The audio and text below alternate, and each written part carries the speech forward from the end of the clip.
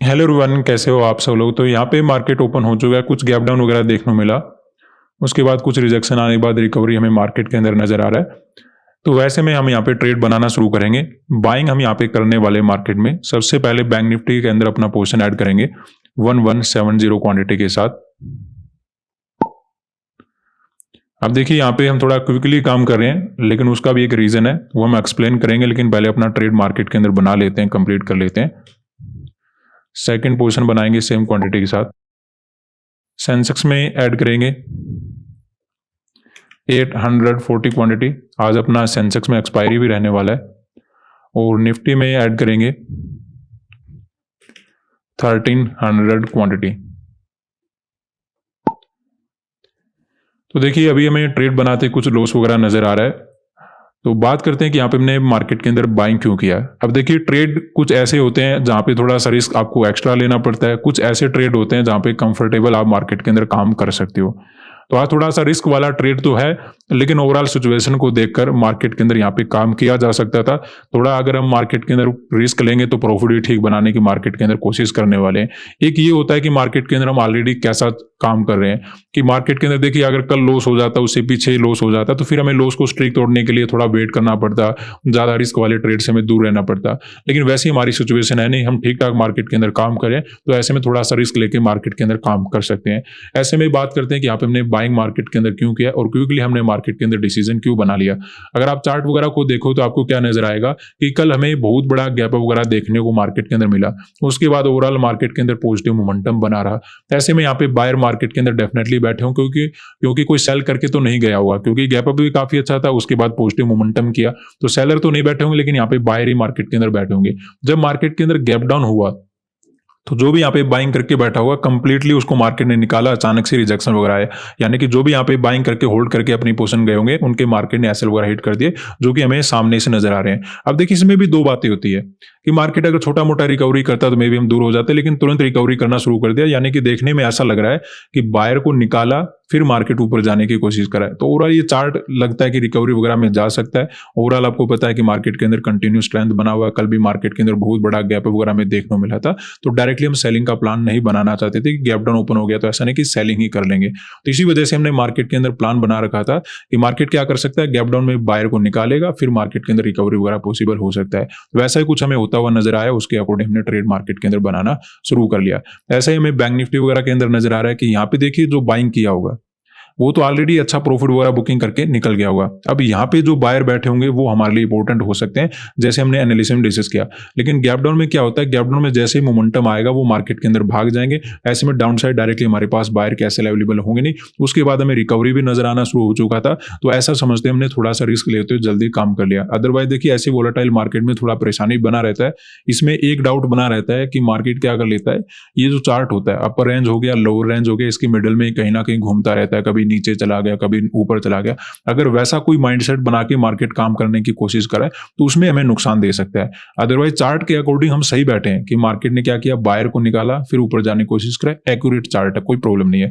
लेकिन अगर हम देखें तो चार्ट में एक ये भी होता है कि बड़ा मोमेंटम ना करे, थोड़ा नीचे चला गया, थोड़ा ऊपर चला गया, नीचे चला गया। अगर ऐसा कुछ रेंज बनाने की कोशिश करेगा, 2-3 दिन यहीं पे टाइम स्पेंड करेगा, अगर ऐसा कोई साइकोलॉजी मार्केट बना लेता है तो उसमें हमें मे भी प्रॉब्लम वगैरह देखने को मिल सकती है। अदरवाइज काफी तेजी से रिकवरी मार्केट करने की कोशिश करा है, तीनों इंडेक्स में एक साथ मोमेंटम आया हुआ है, तो बात अपनी ओवरऑल बन सकती है। ऐसा हमने निफ्टी वगैरह के अंदर देखा था कि यहाँ पे बायर वगैरह हो सकते हैं, लेकिन उनको मार्केट ने गैप डाउन दिया, डायरेक्टली रिजेक्शन दिया, उनके एसएल वगैरह हिट किए, फिर मार्केट क्या करने की कोशिश करा है, ऊपर जाने की कोशिश करा है। तो ऐसे में कंटिन्यू पॉजिटिव मोमेंटम हमें ओवरऑल देखने को मिल सकता है। प्रॉफिट भी हमें ठीक ठाक नजर आना शुरू हो चुका है। थोड़ा सा रिस्क लिया है तो बात अपनी अच्छी बनती हुई नजर आ रही है। थोड़ा अगर हम रिस्क लेते तो मे भी मार्केट के अंदर इतना आसानी से ये काम नहीं हो पाता।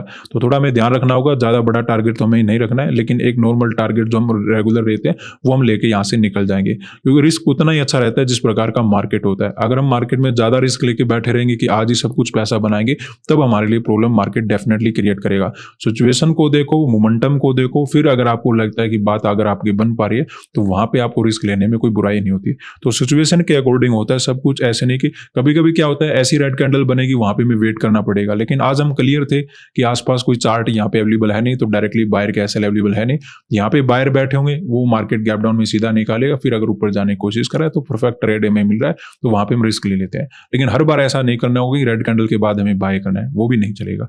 तो अभी वेट करेंगे, ठीक ठाक प्रॉफिट नजर आ रहा है, थोड़ा मोमेंटम और आने देते हैं, थोड़ा प्रॉफिट और ज्यादा इंक्रीज होने देते हैं, उसके बाद अब अपना एग्जिट वगैरह का प्लान मार्केट के अंदर बनाएंगे। अभी थोड़ा सा रुक जाते हैं, कोई जल्दबाजी यहाँ पे हम नहीं करेंगे। तो यहाँ पे देखिए अपना टारगेट हम बुकिंग कर लेते हैं, काफी अच्छा प्रॉफिट बन गया। अभी तक तो देखिए सेंसेक्स और निफ्टी में कोई प्रॉब्लम नहीं है, थोड़ा बैंक निफ्टी है कि 500 के आसपास घूमने की कोशिश कर रहा है, लेकिन नेट में प्रॉफिट अच्छा नजर आ रहा है, तीनों इंडेक्स एक साथ मोमेंटम करने की कोशिश करें। लेकिन बार बार मार्केट इसी रेंज के आसपास घूम रहा है, तो ऐसे में प्रॉफिट बुकिंग करके निकल जाते हैं, क्योंकि अगर हमने ज़्यादा लंबा चौड़ा वेट किया तो अच्छा प्रॉफिट देखने के बाद लॉस देखना अच्छा नहीं रहेगा। वैसे तो देखिए मार्केट कंटिन्यू ऊपर ही जाना ही चाहिए, क्योंकि मार्केट ने क्या किया, एग्जैक्टली बायर को निकाला, फिर ऊपर जाने की मार्केट कोशिश कर रहा है, तो ऐसे में कंटिन्यू पॉजिटिव मोमेंटम पॉसिबल हो सकता है। लेकिन हमारे लिए सबसे बड़ी समस्या क्या होती है कि जब अच्छा प्रॉफिट हो जाए उसके बाद मार्केट के अंदर अगर कुछ ऐसा प्रॉब्लम आ जाता है, जैसे अभी आपको रेड कैंडल नजर आ रहा है, तो उससे हमें मार्केट के अंदर बचना पड़ता है, क्योंकि अच्छा प्रॉफिट देखने के बाद ऐसा नहीं होगा कि प्रॉफिट को हम कम होने दें या फिर लॉस वगैरह लेकर जाएं। अब जब तक टारगेट अचीव नहीं हुआ है तब तक हम मार्केट के अंदर जितना भी कुछ भी सहना पड़े वो सह लेंगे, लेकिन जब टारगेट अचीव हो जाए उसके बाद अगर सिचुएशन ठीक नजर आ रही है, कंटिन्यू कैंडल बन रहा है, तो हम यहाँ पे वेट कर रहे थे, लेकिन अब थोड़ा सा मार्केट ने रुकना शुरू कर दिया, अब तो रिजेक्शन ही मार्केट के अंदर आ गया। तो वैसे तो देखिए मार्केट के अंदर जितना हो सके कोशिश करो कि आप बड़ा प्रॉफिट बुकिंग करो, लेकिन उतना भी मत करो कि बैठे रहो, कि मार्केट कुछ भी कर रहा है फिर भी आप बैठे रहोगे तो उसमें समस्या हो जाएगी। और हमारे लिए छोटी सी जो समस्या ज़्यादा नजर आ रही थी वो बैंक निफ्टी के कारण नजर आ रही थी, क्योंकि हमारे पास क्वांटिटी ज़्यादा होता है और ये मार्केट क्या कर रहा था, 500 के आसपास थोड़ा बहुत हल्का फुल्का घूमना शुरू कर दिया था, तो ऐसे में यहाँ पे थोड़ी सी प्रॉब्लम थी। अदरवाइज सेंसेक्स और निफ्टी जबरदस्त काम कर रहे थे, इनमें कोई प्रॉब्लम नहीं थी, अच्छा मोमेंटम कर रहे थे, लेकिन हमें बैंक निफ्टी के ऊपर थोड़ा सा भरोसा कम होता है, ये घूमता है तो मार्केट के अंदर समस्या हो जाती है। अब अगर ये 2 कैंडल बन जाते हैं ना, पूरा प्रॉफिट अपना ले जाते, 2 ही मिनट की बात होती है, तो देखिए प्रॉफिट भी उतना इजीली बनता है और जब मार्केट कम करता है तो उतना इजीली कम भी कर सकता है। तो आज के दिन हमने मार्केट के अंदर बाय क्यों किया था, क्योंकि जैसे देखिए हमने एनालिसिस में डिस्कस किया कि हमें कंटिन्यू पॉजिटिव मोमेंटम देखने को मिला है, ऐसे में यहाँ पे बायर वगैरह हो सकते हैं, लेकिन गैप डाउन में क्या होगा, बायर यहाँ पे एक झटके में निकल जाएंगे, हमें मौका मार्केट के अंदर नहीं मिलेगा। हाँ, गैप अप में इन बायर को हम टारगेट अपना बना सकते थे, लेकिन गैप डाउन में इनको हम टारगेट नहीं बना पाएंगे। ऐसे में बायर वगैरह को निकालने के बाद जैसे पॉजिटिव मोमेंटम आना शुरू हुआ, तुरंत वहां पे हमने मार्केट के अंदर बाय किया और एक पॉजिटिव मोमेंटम कैप्चर करके मार्केट के अंदर निकल गए। बैंक निफ्टी के अंदर इतना मोमेंटम हमें देखने को नहीं मिला, लेकिन सेंसेक्स और निफ्टी ने जबरदस्त तरीके से काम किया और एक अच्छा खासा पॉजिटिव मोमेंटम निकाला।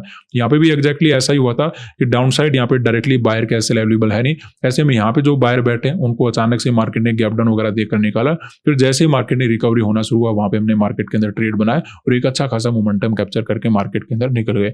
अब थोड़ा सा वो होता है कि कहीं रेंज वगैरह ना बना ले, जैसे क्या होता है जब कोई बड़ा गैप वगैरह ओपन हो जाता है तो मार्केट क्या कर लेता है, 2-3 दिन एक रेंज के अंदर ही फंसा रहता है, थोड़ा बहुत नीचे चला गया ऊपर चला गया, तो उस वजह से मार्केट के अंदर चार्ट खराब हो सकता है। अदरवाइज चार्ट ही अच्छा है, कंटिन्यू पॉजिटिव जाना चाहिए, लेकिन अगर वैसा कोई साइकोलॉजी बन जाता है तो फिर मार्केट 2-3 दिन यहीं पे घूमता रहेगा, कभी नीचे चला गया कभी ऊपर चला गया। तो ऐसे में जैसे अपना प्रॉफिट वगैरह अचीव हुआ वहां पे हम अपना प्रॉफिट बुकिंग करके मार्केट के अंदर निकल गए, क्योंकि ऐसी सेलिंग अगर आ जाती तो फिर समस्या हो जाती।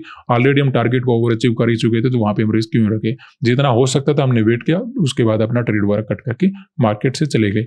आज के लिए इतना ही, धन्यवाद।